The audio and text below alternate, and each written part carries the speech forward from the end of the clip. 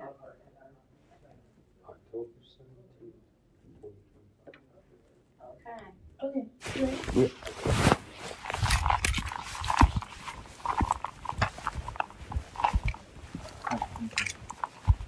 Is there? Hey, how you doing? Hi. Oh, we're not sitting down? Yeah, go ahead. Okay.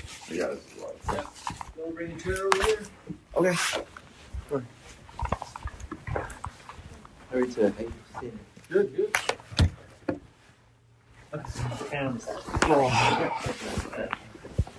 You know how long I have with you? Max time? You know how long I have with you? 30 minutes. Okay. Okay. Should be enough time. So, is this everything I want to talk about? You don't have any questions to start off with or anything like that? That's good. I'll wait first for what you okay. are you gonna bring, right? Mm-hmm. Right. I offer Article 15, right? Yeah. How much for not enough to work, right? Yep. So okay. Okay. You read my rebuttal already? No. You have not read it yet? Okay. Okay. Okay. Well, so yes and no. Have you read it yet, man? Yes, I did. So I just have a chance for you to talk. Okay. I thought you would He have was read it. out last week, so he was just getting back to it. Okay. So I kind of prepared just a little bit last hour, you know. So I would like to first tell you the charges that I may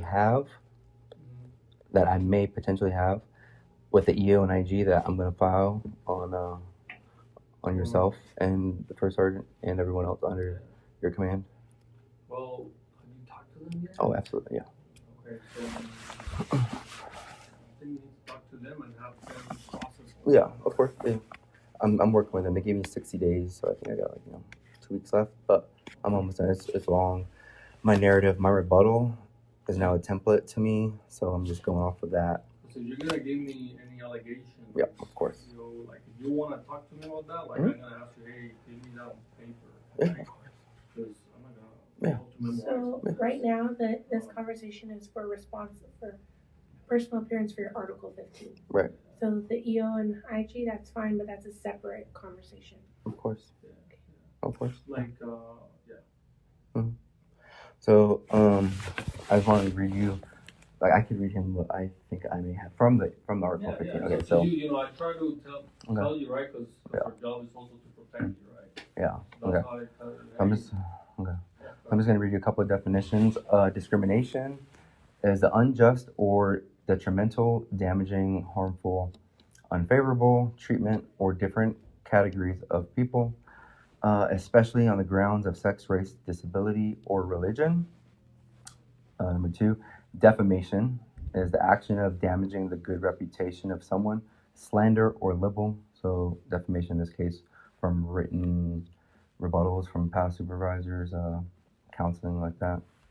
Negligence, carelessness, lack of care, dereliction of duty, depending on the member's rank. Senior NCOs, first sergeants, commanders obviously have their own set of roles and responsibilities. With big rank comes big responsibility.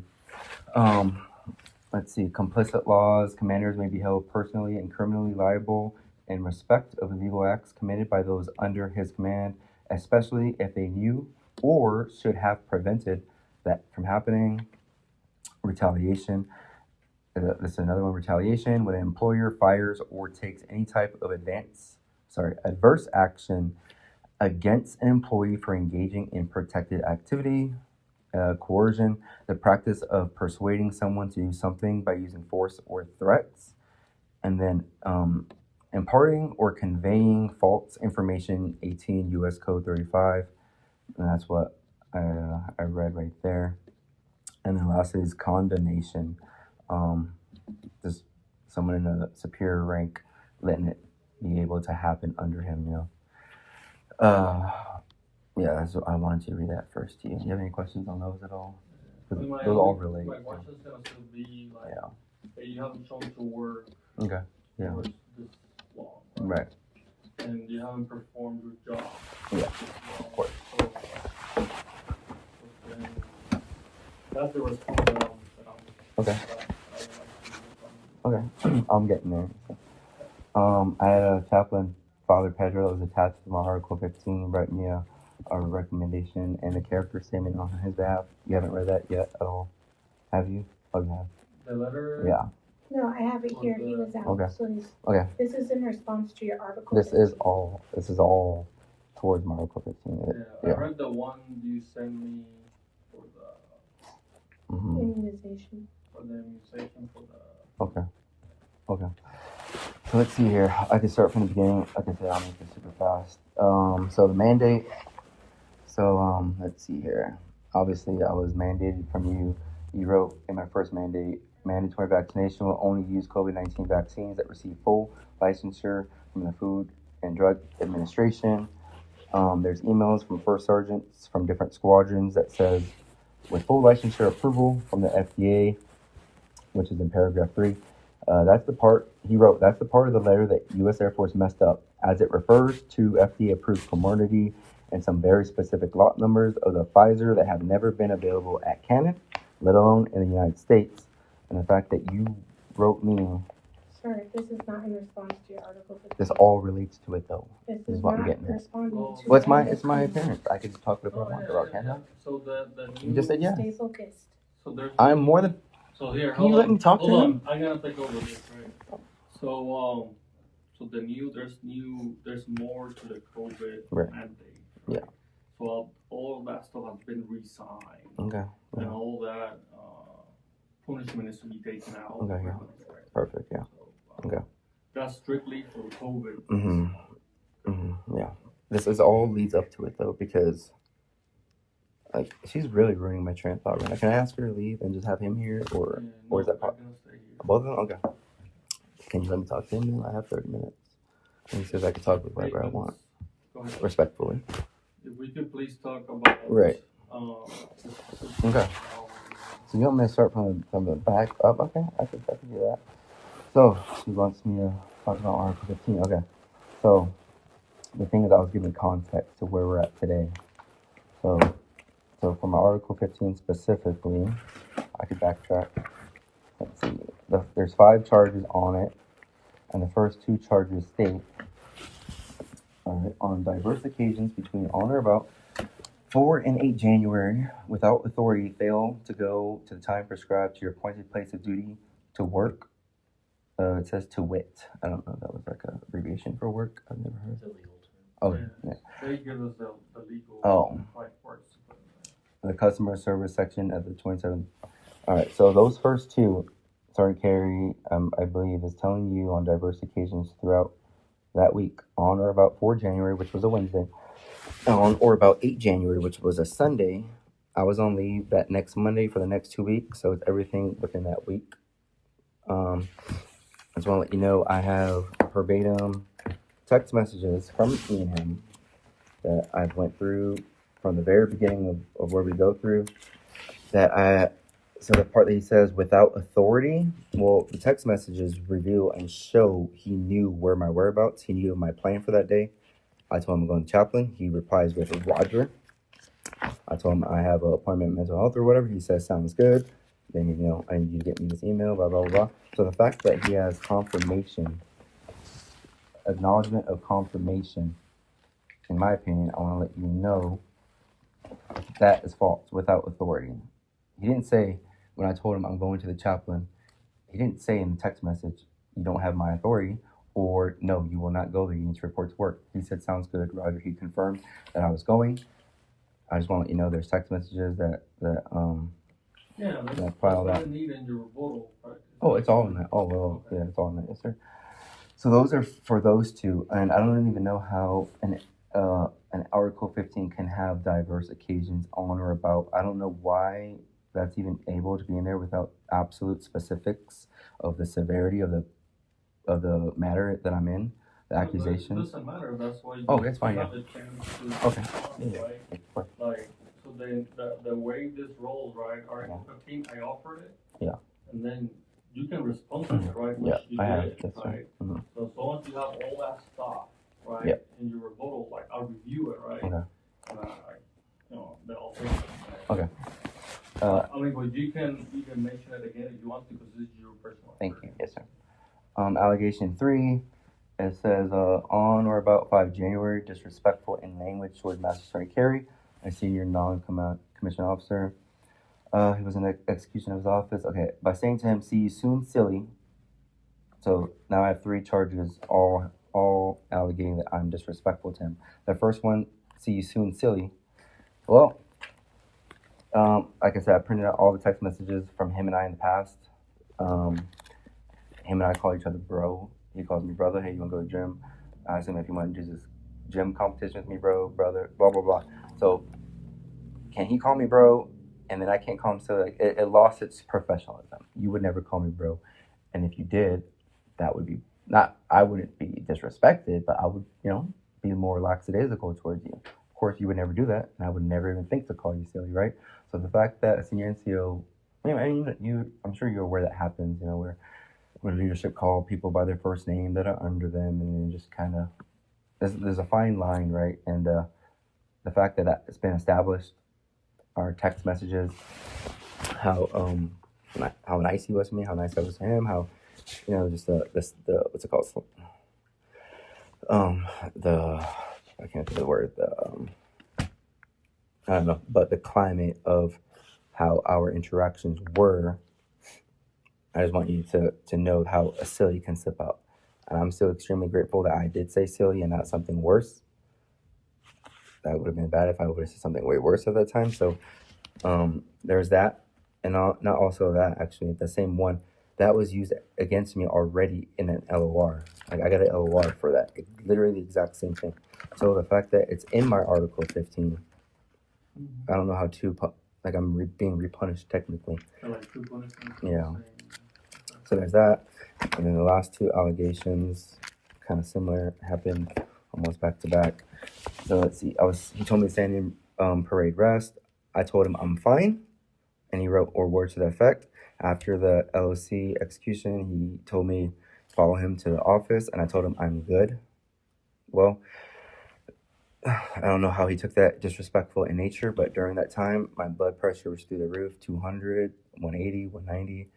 It's kind of subsided a little bit now, but if he wants to take that as if I was talking to him directly, as in being disrespectful, as if the first sergeant told me to say something different, and I'm like, I'm fine. That would be in context to that. But I was visibly swaying back and forth. I don't know if you were in there. No, Senior Eisman was in there, and I may not have even been out of it, or I may have been out of it. And I just thought I'm fine. I didn't tell him anything disrespectful, as in F you, absolutely not, or anything belligerent. I literally just said I'm fine, and then he says something to that effect. So he's not even specific on what I said. And then when I came out of the office, like I said, he told me to follow him, and I said I'm good. I talk to myself a lot, like, you got this, I'm good, I'm fine, I'm good.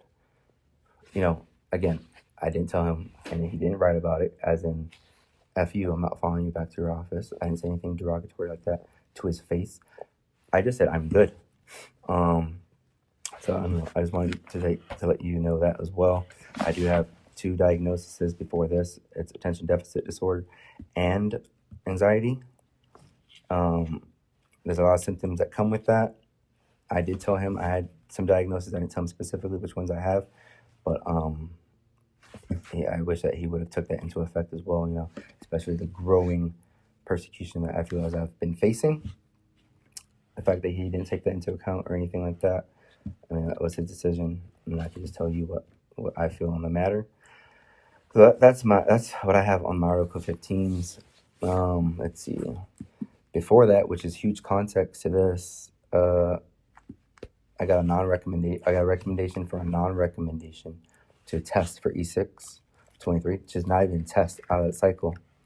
And the stuff on that piece of paper, let's see. I don't want to read it all or reveal what I have found, but there are things on there that are definitely concerning to me, because let's see. I'm just gonna state. So have you talked to your ADC? They're no help. I'm just gonna tell you right now. They're no help. I don't see how they could be, though, because they're 2 people for the whole base. They're in and out. My current ADC, who I asked an extension for, the rebuttal with you, and through the first she was on a TDY during and told me to talk to her counterpart, Sergeant Lauder. Like, you know what I'm saying? Like, they're just so busy. And it's more quantity instead of quality with Okay, but do you talk to them? I have talked to them, of course, yeah. So Because this is the thing, man. Like, I don't think, like, we're not asking you to build a house or anything like that. to what? Sorry? We're not asking you to build a house. Okay. We're asking you to go to work. I can't. Do a job. I can't anymore, and I couldn't have with what I got now. Okay, I mean, and I have hearing all these things. But I could say a lot of things too, right? And it's not until there's something on a piece of paper signed by, like, oh, okay, God. You know what I mean? So. Okay, well, I didn't want to tell you that I do have that. So I was past clinically diagnosed with what I told you, and now I didn't want to reveal it yet. But okay, so I have been clinically diagnosed now with PTSD, irritability, and anger. Not a symptom of PTSD, in its own separate category, and major depression. So I got those 3 now, and the stuff that I found towards those, I mean, it's right here. I don't want to show it to you though. Yeah, you just take my word for it or not. That's your decision. But for PTSD stuff, I wrote some notes down. I wanted to talk to you about that because you keep bringing back, just go to work, do your job, blah, blah, blah. And the reason why I couldn't is because of my undiagnosed symptoms leading up to my finally clinical diagnosed PTSD, right? So it's an AFI 36205 as well, AEP affirmative EMP program, which is a reasonable accommodation policy.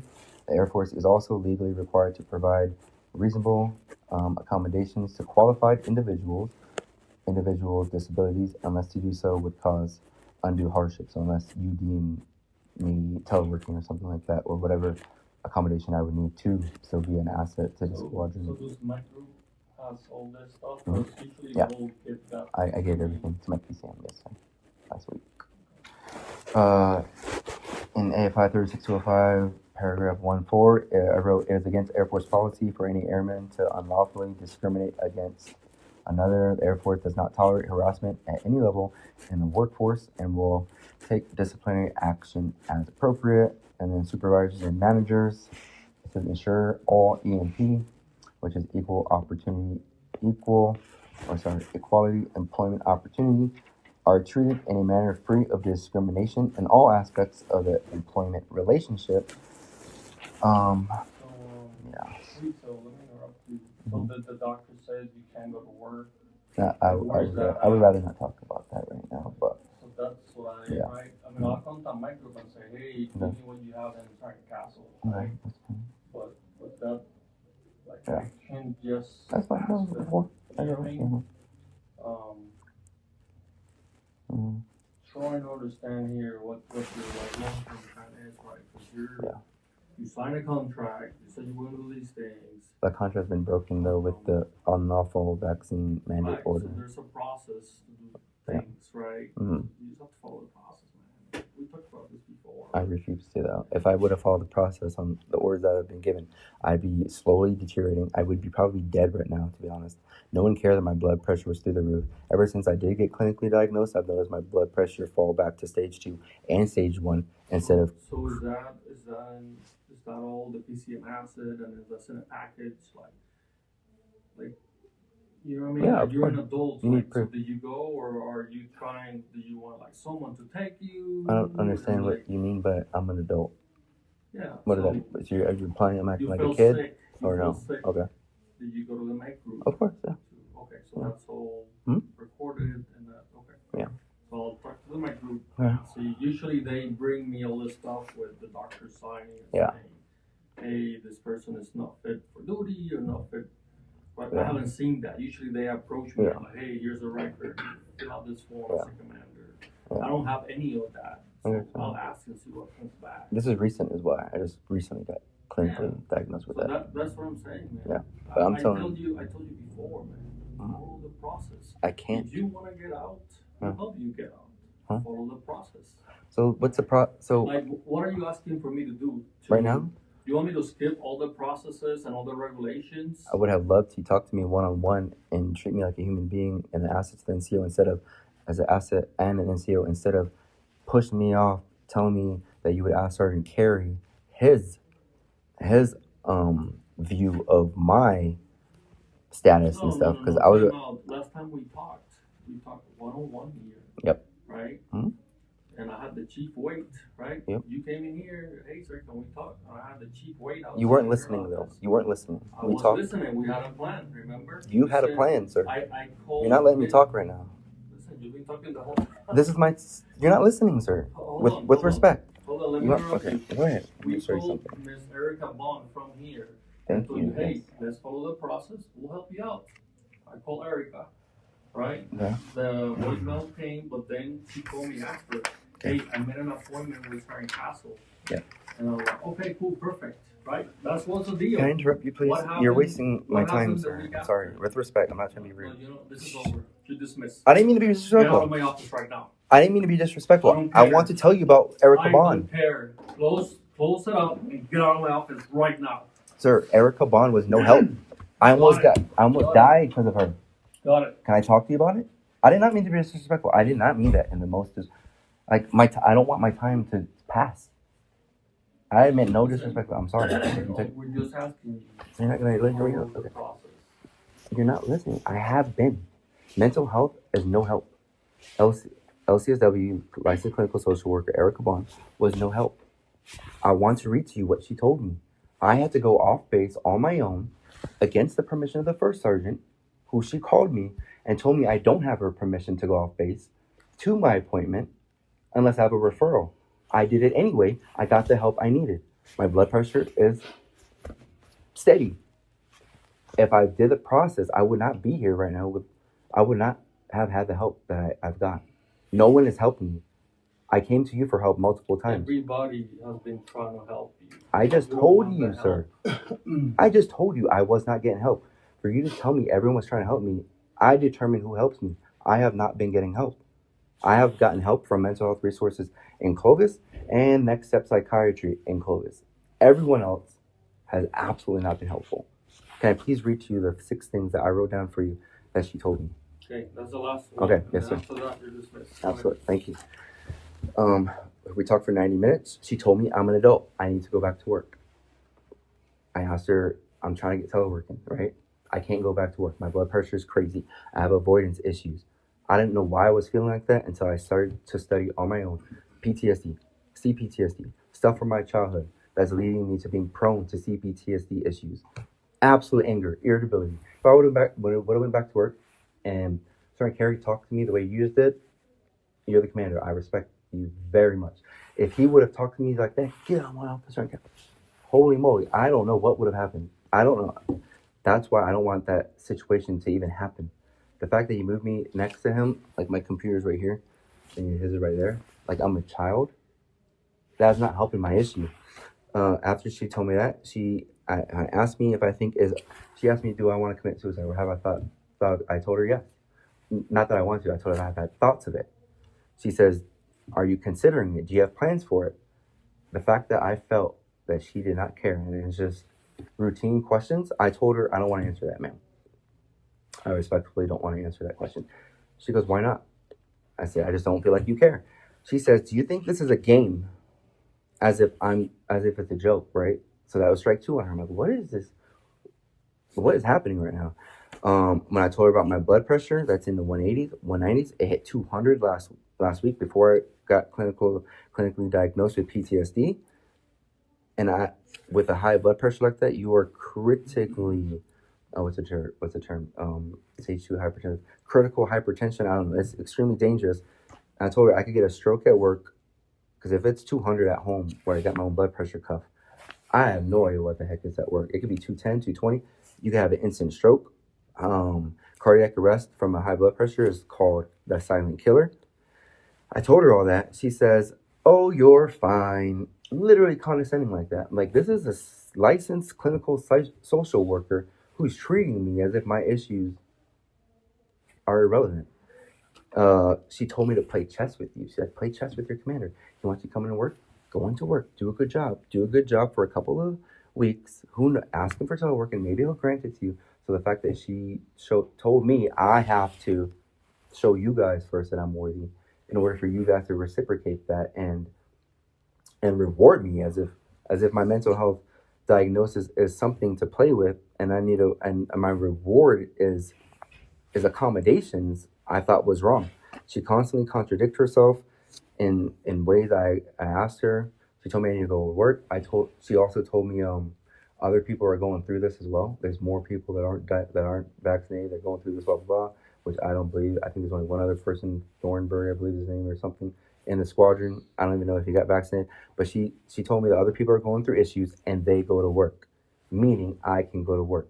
And then I catch her in a contradiction when I asked a hypothetical scenario on if a physically abused woman is getting abused by her household, her husband, whatever, and she's messed up from it. Are you gonna send her back in there and tell her to go back inside there, or do you need to get a hotel? You need to go live with your mom. You need to get out of there, number one, and then we can start treatment. And then she says everyone's different. So that's the contradiction. The fact that she told me I can handle going to work because everyone else does, instead of everyone's different, as in I'm trying hard to not go to work. I don't know if I want to die at work. It's mental health harassment from Carrie, from Senior Eisman, from the first sergeant. I've tried going to help to everyone, and no one wants to listen to me unless I have a clinical diagnosed piece of paper from a licensed psychiatrist or psychologist, which I finally have, which now is proof that I've been undiagnosed, who knows how long, of all these symptoms. And then lastly, I told her my life is threatened at work. I don't feel safe at work. I have a text message that I sent Sergeant Carey. I told him, I don't feel safe going to work, sir. I'm threatened by you. I fear for my life. I told her that. She says, how is your life threatened at work if I don't have physical proof? And I asked her, what do you mean by physical proof? She's like, a black eye. She said, black eye. But mental health deterioration can lead to physical health deterioration with my high blood pressure. It affects it. Said, you're not the only one going through this. I already told you that, sir. And then she never once ever mentioned ACEs test, which is a childhood test, PCLM, which is a patient checklist, military for PTSD. I asked her, can you talk to the commander? Can you put in a referral in for me? Can you tell him something's going on with me, that we need more sessions, we need more diagnosis, I don't know, we need more intakes is what it's called. She told me she can't talk to you about that. She doesn't do diagnoses. She can't put a profile in for me. She can't recommend anything to you. And then later, the first sergeant called me and asked me if I was going to commit suicide because I never answered her. And then she called me as well. And then I told her, man, why do I even come see you on the phone, right? Why do I even come see you if you can't even do a diagnosis for me? No one's going to listen to me. My leadership is not listening to me. They don't want to listen to me unless I have a clinical diagnosis, a diagnosed paper. She says, I can give you that diagnosis. She completely lied to me. And everything I told you right now is literally like 5% of what I have. Everything's going to be in my narrative that I'm working with the EO and IG on. It's super in-depth. I'm going over it day by day. I'll show you right now if you want. I don't know if you want to see the diagnosis. It's up to you. But you can call mental health. My PC name has all. Captain Lee is his name. We have an appointment as well, me and him again this week. Okay. That's it. Yeah, that's all. So again, same thing I told you before. I repeat it again. Mm-hmm. We want to help you, but you have to follow the process. Yeah. We can't all jump all the rules and regulations because you want to do X, Y, and Z. Right. There's a process. Okay. Yes, sir. Follow the process. Okay. Yes, sir. Okay. Yeah. Again, I didn't mean any disrespect. I'm sorry if you took it like that. My apologies. Okay. Thank you.